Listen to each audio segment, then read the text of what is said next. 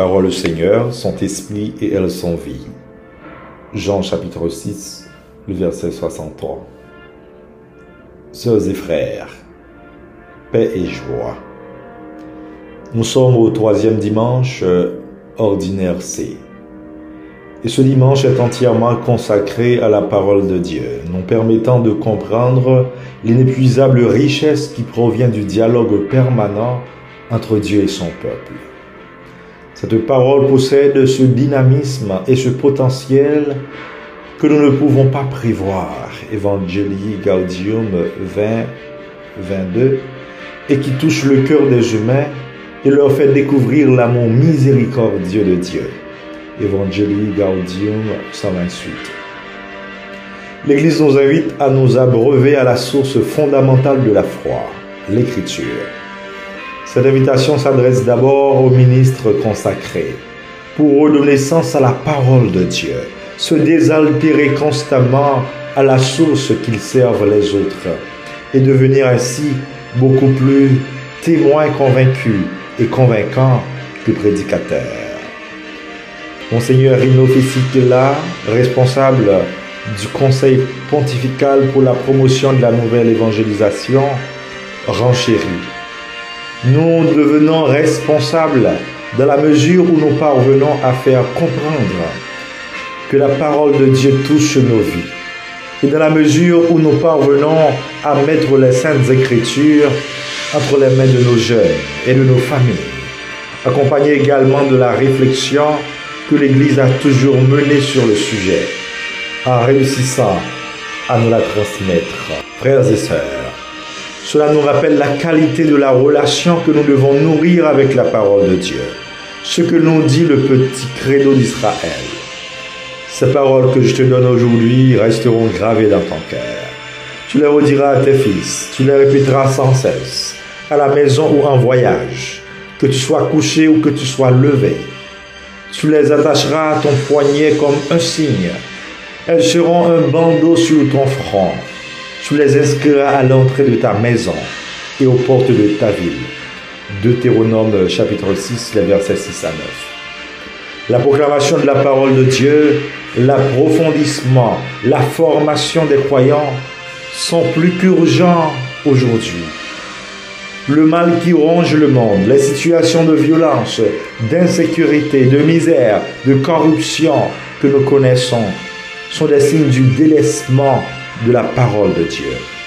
Nous devons changer nos cœurs pour qu'ils deviennent une bonne terre, capable d'accueillir la parole et la faire fructifier. Cette parole doit être proclamée en toute dignité, d'où le lieu de sa proclamation dans l'assemblée. Lambon, c'est la pièce en pierre ou en bois où le lecteur, le ministre de la parole ou le ministre consacré se met pour faire la lecture ou proclamer l'évangile. Le lieu doit montrer la dignité de la parole de Dieu, rappeler son lien avec l'autel, pour que l'on comprenne que dans la messe est mise la table de la parole et la table du corps du Christ. Lambon rappelle l'autel, car le verbe proclamé depuis Lambon se fait chair sur l'autel. On peut ainsi parler de deux tables, la table de la parole et la table eucharistique. L'ancêtre biblique de notre Lambon pourrait être la tribune de bois qu'Esdras fit bâtir pour la lecture solennelle de la loi, à l'occasion de la fête des semaines, 445 avant Jésus-Christ. Comme nous dit la première lecture, le scribe Esdras se tenait sur une tribune de bois, construite tout exprès. Esdras ouvrit le livre, tout le peuple voyait car il dominait l'assemblée. Quand il ouvrit le livre, tout le monde se mit debout. Jésus est la parole de Dieu qui se révèle dans les Saintes Écritures, mais qui se révèle aussi dans les événements et la vie des personnes. C'est à travers les Écritures que Dieu parle à son peuple, que le Christ lui-même annonce son évangile. Il est le centre et la plénitude de toute l'Écriture. Et tout cela constitue le dépôt de notre foi. Les évêques, les prêtres et les diacres ont en premier lieu la grande responsabilité d'expliquer et de permettre à tous de comprendre la Sainte Écriture. Ils doivent ressentir l'engagement à accomplir ce ministère avec un dévouement particulier en profitant des moyens proposés par l'Église. C'est donc en continuité à la mission du Christ. Dans l'évangile du jour, le Christ puise l'énoncé de sa mission dans le rouleau d'Isaïe. Ce faisant, il confirme qu'en lui s'accomplissent toutes les Écritures, l'Ancien et le Nouveau Testament, et qu'il est le Verbe fait chair. Jésus est la parole libératrice de Dieu. Il s'est fait l'un de nous dans l'humilité et la vulnérabilité d'un petit enfant. Il est donc venu pour les petites gens, les sans-voix. L'Esprit du Seigneur est sur moi parce que le Seigneur m'a consacré par l'onction. Il m'a envoyé porter la bonne nouvelle aux pauvres, annoncer aux captifs leur libération et aux aveugles qu'ils retrouveront la vue, remettre en liberté les opprimés. Ce sera le cadre référentiel de toute la mission salvifique du Christ.